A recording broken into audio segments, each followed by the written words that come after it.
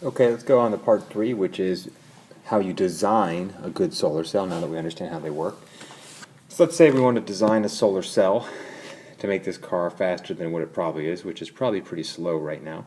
A couple things, obviously we want large surface area, right? That's obvious, so they're putting solar cells wherever they can.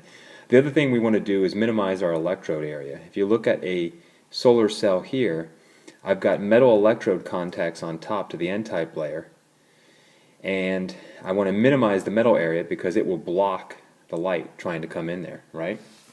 And so if you look at the top view, here's your metal contact fanning out. And the reason why you need the metal contact is that this N-type layer is too resistive to try to get current to flow through a thin sheet. And so you use these metal contacts to spread the current out, and then it can spread throughout the N-type layer.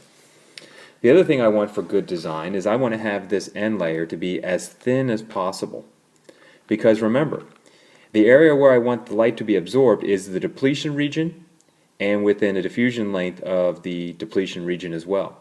And so I don't want it to be absorbed out into a really thick N-type layer where the electrons and holes are generated and they just recombine and they don't get separated by electric field.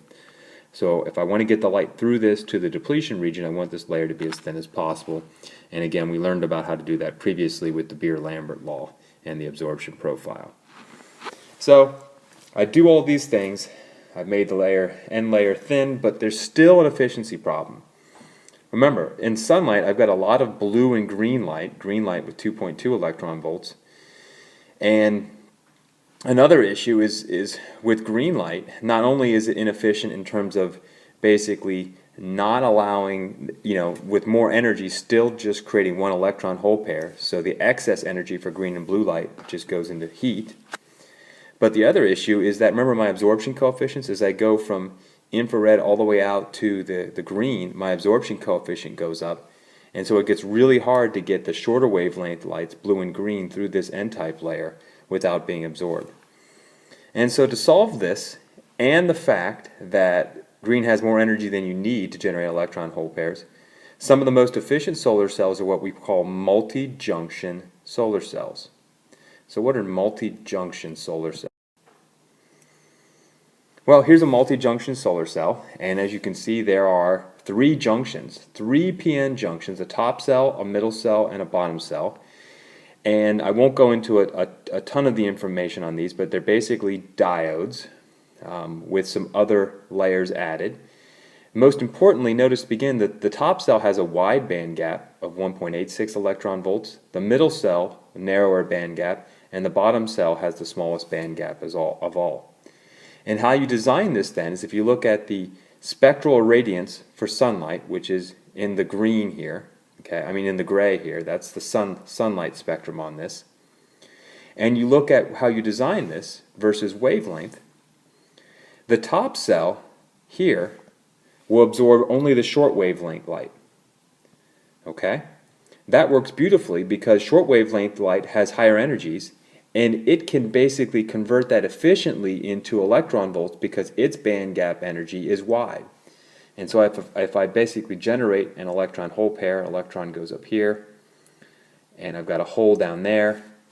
By using a wider band gap material, when I generated those, their energy in terms of electron volts and ability to generate voltage is preserved, as opposed to the case of having a narrow band gap where the electron goes way up and then comes back down and gives off heat instead as it comes back down to the conduction band. And then what do you do next? Well, okay, you say, well, what about the light that this can absorb? Because this is such a wide band gap that that lower energy light will go through it. It'll look transparent.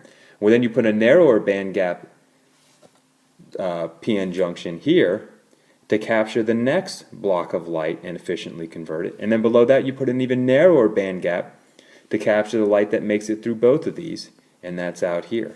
Okay, so this bottom cell captures infrared, this captures near infrared, and this captures the visible spectrum. Now each is not wasting the energy of the photon. The electron hole pairs have energy similar to the band gap energy, and furthermore this is optimized in terms of the absorption profile, so I can make sure I can get the absorption to occur in the depletion regions for each of these. When you look at these things, they've got these extra layers, including tunnel junctions in between each PN junction. And so this is the diode. I know it's got multiple layers, and you can see there's heterojunctions, but in between each is a tunnel junction. You can see the tunnel junctions there. Here it is there. Well, the reason why you have that is if basically, you can see if I'm generating charge this way, I need to basically get it to flow through the device and out the other side. And so the tunnel junction allows me to get between each diode here. Won't go into more detail than that.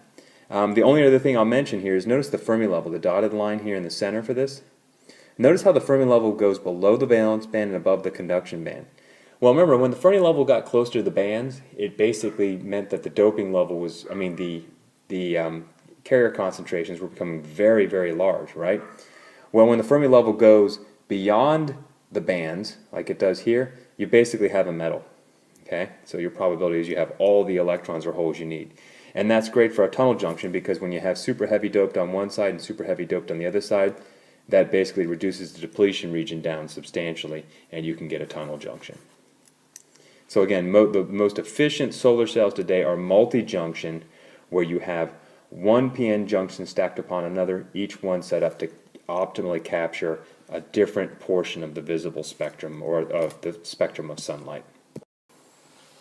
Here's a press release. This is some folks that said that they could exceed 50% efficiency.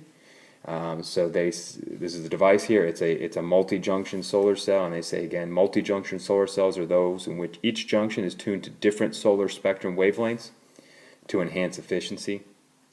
Higher bandgap material absorbs the shorter wavelength radiation. Longer wavelength parts transmitted to subsequent semiconductors down beneath here. If you design a solar cell, be it single junction or multi-junction, you also have to deal with all the losses. So those are just listed here. I'm not going to go through a lot of detail on that. But there's all these other small losses, just a % here or there. But when you add them all up, they can be significant. And so if you look at your theoretical cell efficiency based on energy of light hitting a solar cell like a silicon solar cell, and the fact that sunlight has photons with more energy than you need, you take that into consideration, you get about 29%.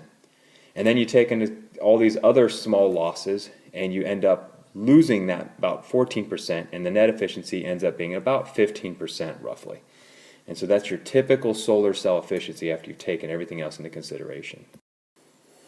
Here's a solar cell spec sheet for a product by SunPower.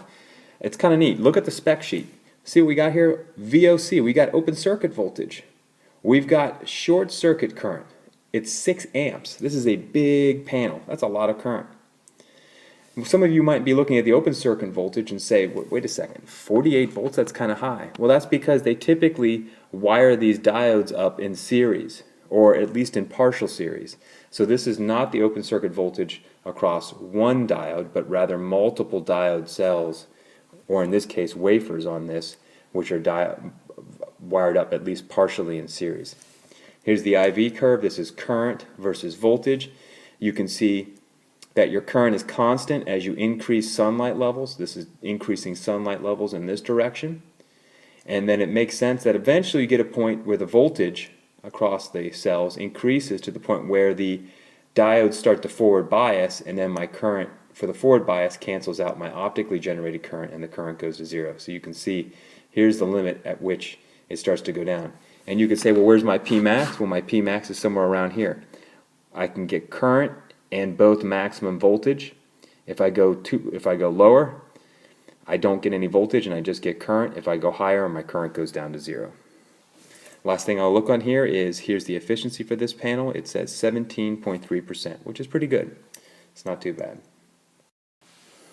One other thing I'll note too is when you design a solar panel on a roof and you put them all in series, if I've got a bunch of diodes in series and let's say a shadow falls on a part of the panel, that could affect the output, right? Because that diode doesn't have as much current generation in it, right? And so this article is just talking about here how you mitigate that. And so the design, you have to bring in some electronics knowledge as well when you take into consideration the amount of light changing throughout the day or shade falling on part of a panel.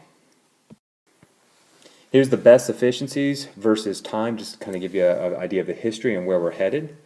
And so going way back here into the 70s when solar cells were first discovered, the most important ones commercially today are either the thin film technologies here in the dark green. So you can see they're getting up to around 20% for the best ones done in labs.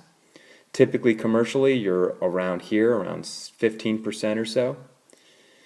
And then you can see also the MultiJunction. So here's the MultiJunction, and you can see how progress has increased there as they're trying to get to 50% or greater.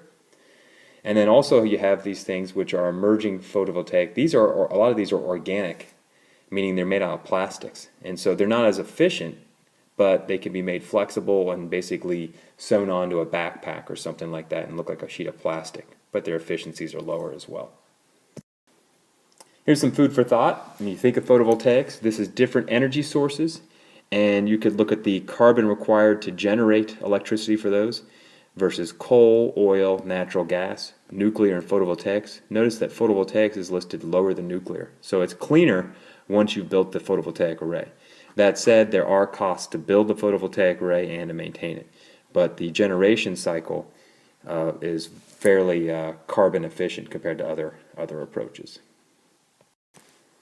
So one more break, and then we'll finish this lecture off with detectors. Some easy questions you should be able to answer, and I'll see you back in a second.